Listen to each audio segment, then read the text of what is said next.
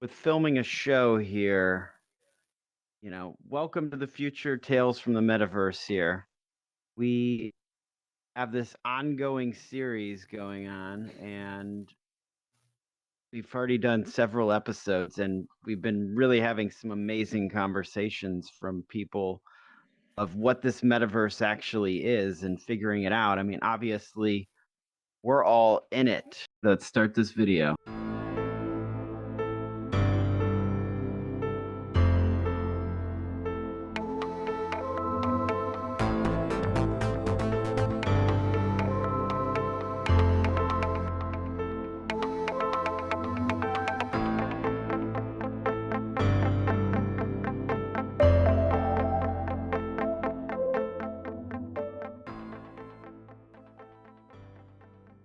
So yeah, refining the idea is really challenging.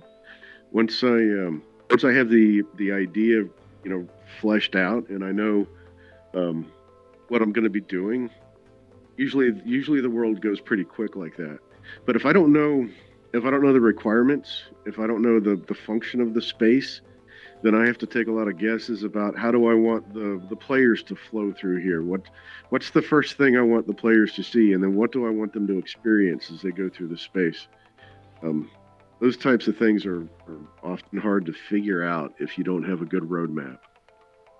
So this is one I did for a client, and she's one of my Patreon supporters.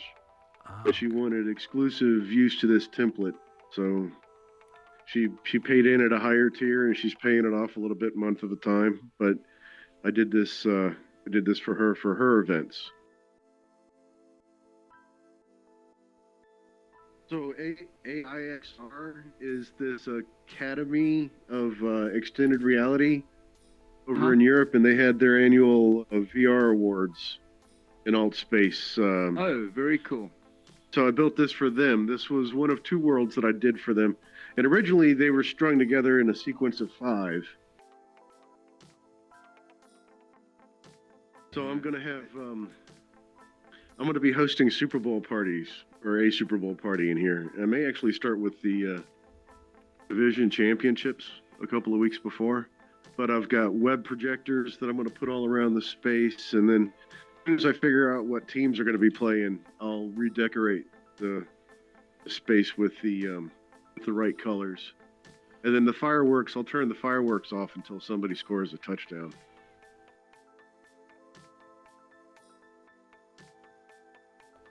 And onboarding your audience is always a big part of setting up something, especially if I'm expecting a lot of new people to come into the space.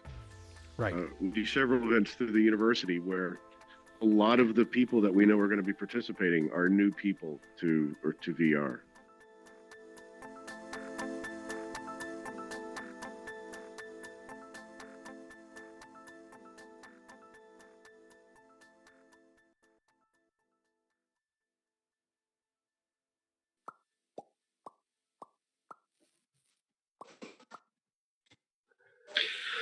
All right.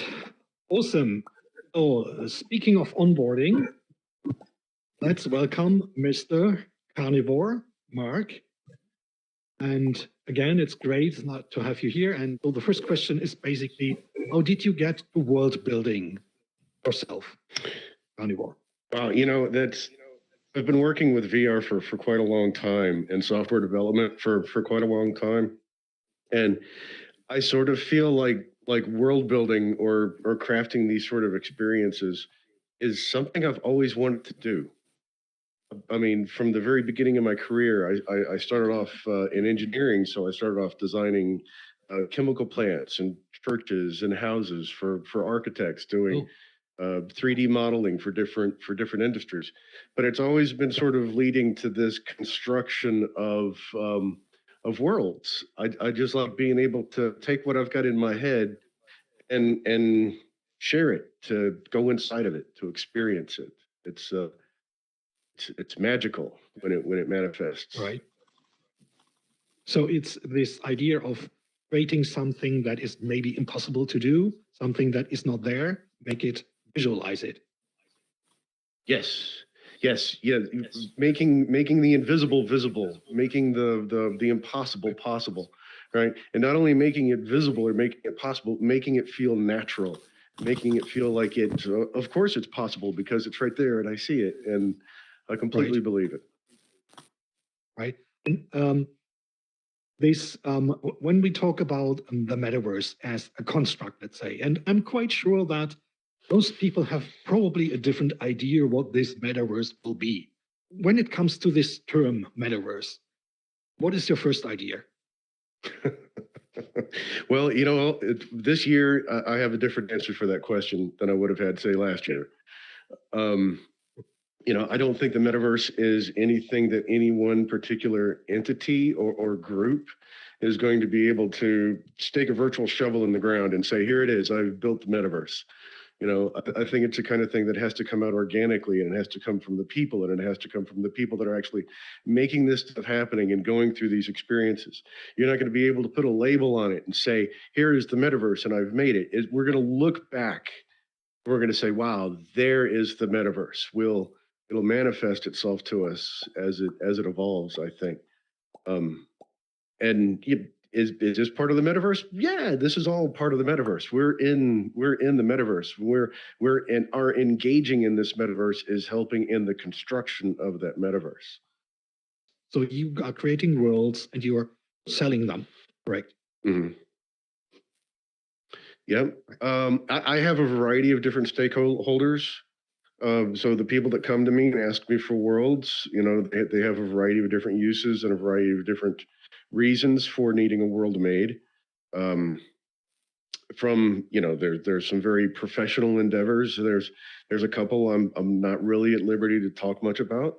And then there's some people that I just want to see something fun. I just want to have a party or hang out, or, you know, just a nice place to talk. There's a wide variety of different uses and needs. Do you think that people are becoming aware of the fact that they now need a virtual world to be doing business? That's coming. You know, I think, you know, I agree with your analogy of the websites in the very early days. There's a certain degree of hesitance for people to invest serious money in this now. You know, because it's so uncertain, and there's the transitory nature of everything. And it's an awful lot like building an app or building a piece of software for your company. Not everybody's on board with that either. So no, someone approaches you and says, I need a virtual world. So how do you start that? Because I guess the possibilities are endless. Well, I'm an engineer by trade, so I find freedom in limitation, and I find very well defined requirements to be liberating. So that's usually the first thing I have to do is start defining some requirements about, you know, maybe it's their use of the space, or maybe it's a subject matter, or maybe it's some sort of requirement, like it has to be able to facilitate an audience of a certain size. So I start talking with the client to find out what those requirements are, and that really helps me narrow in on the design. You know, the sorts of parameters and constraints really help out a lot. And then from there, it's an iterative process, and a lot of it depends on how well the client has thought their world through, or how well they know what they need. They may not have any idea at all outside of a vague notion and maybe, you know, a color scheme. And in that case, I'll have to take a stab at it and show it to them, and maybe they like it, maybe they don't. But then we go through a few cycles, probably narrowing things down. It's really not uncommon for me to do a world for somebody and show them this world that I think looks amazing, and it's just not what they need. It just doesn't suit their purpose, and that's an important part of the process. Is getting failures like that over with soon, get that out of the way. Maybe I can still repurpose that world for something else, but more than likely or not, it's just a step in the process. I think one of the things that's really interesting with it is, like you were saying, so we're in the infantile stages. So what is the value of building something? So I feel like we're across the board. People are spending millions or thousands of dollars for this and what this is. And then that leads us to you're the engineer, but the artist and the business person. So what is somebody's time valued at in doing all of these things? I think that is interesting to see how it's an interesting thing, right? And when you have discussions like that, a lot of the things that you would consider in a real world situation still apply in this sort of metaverse. You know, people's time still has value to it. What is interesting is there's some new forms of market that are becoming available to us, especially stuff like Patreon, where I can have instead of one person having to scrape up the money, do a complete world that's bespoke. If they don't mind sharing it with a few other people, I can give them a world very cheaply, as long as they don't mind sharing it with the community. And that makes the worlds easier to afford on a client by client basis, but it also broadens the community and allows more of this content to get out and be shared by other people. People outside there that might see this video and say, well, I would like to create a world myself. So what does a world builder in the metaverse today needs to know? Well, if you want to build worlds in the metaverse, that's the most important thing. Especially in AltspaceVR, the tools are so approachable. It's one click, and you have access to pretty much everything you need in this interface to start at least constructing ideas and constructing experiences. It all really sort of depends on how deep you want to go with it, how close to scratch you want to take your recipe, to use a food analogy. If you want to build your own kits, if you want to build your own templates, if you want to do your own lighting and everything, your own special effects, there's a little bit more of a learning curve. But if you just want to start putting things together and sharing them with your friends and designing experiences, we all have the tools. It's just a matter of practice, I think, is probably the most important thing.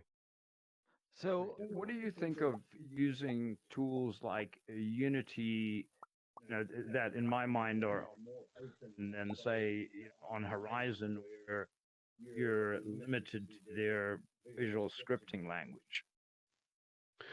Well, I'm a big fan of Unity. I'm not married to Unity. It's a tool, and tools, like other pieces of software, they tend to come and go, and they tend to be replaced with better ones.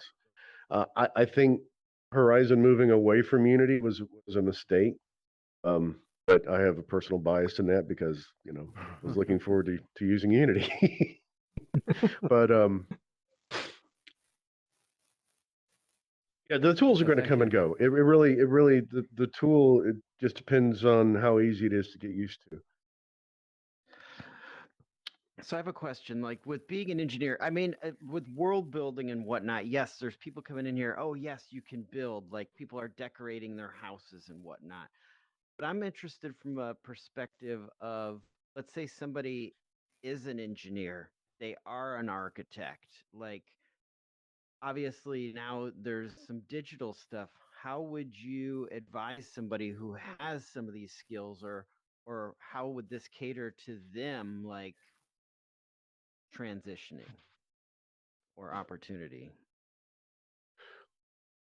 That's an interesting question.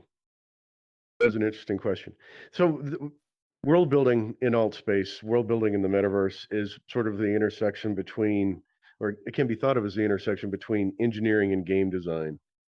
And I think a lot of architects, a lot of engineers, they may have a good handle on spatially what they want to do with the space. They may be able to conceptualize, the geometry and how they want the flow to lay out, and materials and the lighting and stuff like that. Being able to take that and translate that down into something that works well in alt space is probably the only skill somebody like that might lack. I know a lot of engineering drawing applications really don't care how heavy the assets are. If you draw a seat, it's got 200 million polygons in it. That's how many polygons it's got. That's fine, right? Nobody worries about optimizing your designs anymore these days because we all have these powerful machines. But this still has to fit on what is essentially a mobile processor. So you have to bear in mind the number of polygons that you use and the number of edges on your sides and the overall size of everything. Especially if you're going to try and fit 50 people into the world. I think we didn't mention yet that you are also teaching computer Mhm. graphics. Is that correct? That's right. On a university? Software or- engineering, computer graphics. Yeah. Me out for a living. So when you're working with your students, for example, what did you experience yourself by watching them doing or creating stuff maybe for the first time? Is it a better approach to say, well, let people experience, like throw them on something and learning by doing? Or you say, well, have a good agenda, have the 10 most important techniques, tips, whatever kind of stuff, and then go and do yourself? Wow, that's a deep question. Yeah. Yeah, that's a deep question, and it sort of goes on one's approach as an instructor. I don't believe that there's any one particular way of learning or teaching that works the best for everybody. So in my environments, I try to make as many different avenues for a person to teach themselves available. I firmly believe that there's very little that I can teach you that you're not better suited to teach yourself. So as a as an educator, I sort of see one of my primary duties is making that available to you. So how important is the scale of objects in the environment, let's say? Scale is important for believability. Scale is also one of the hardest things to get right. Because I spend a good amount of time looking at these worlds and applications like 3D Studio or Unity. I don't often have a good sense of scale. You have to get in the headset and you have to get into it. I want to transition to the Super Bowl party. So obviously people can watch the Super Bowl on their TV screens. I think it's interesting that you are setting it up to where now people are going to be able to experience this. Is this going to be an AltspaceVR event? Oh, it's actually a private event. Okay. So it's just for some people that want to watch the Super Bowl and aren't able to watch it together. And Okay. the stadium, actually, you would not believe how simple a piece of geometry a stadium is. It's just, I mean, it's one row of stairs, boom, and then you mirror it over. And it was totally just for fun. Right. I guess like where I was going with that is I wanted to kind of like, because if it was an event, how do you see the augmented reality of somebody to experience this event that's happening in the real world and then now create the experience for here? But like, why do they want to experience it here? Oh, see, this is a big topic, or it could be a big topic, especially in light of the pandemic that's going on. You have a lot of events that normally would have gone on face to face or would have gone on in a live audience, and they've been completely canceled or moved into a virtual space, right? So something like AltSpace can serve the purpose of replacing that missing face to face event. A lot of times providing greater connectivity and greater access than you would have had the event gone live at all. That being said, some events are much easier to translate into a metaverse type of setting than other events. For instance, through the university, I'm associated with an organization called MATE, Marine Advanced Technology Education. And one of the things we did for them last year was take an ROV competition and translate that over into AltSpace. In an ROV competition, you kind of need ROVs and pools and gymnasiums and stuff. So it was very difficult to find things that would be engaging for the VR.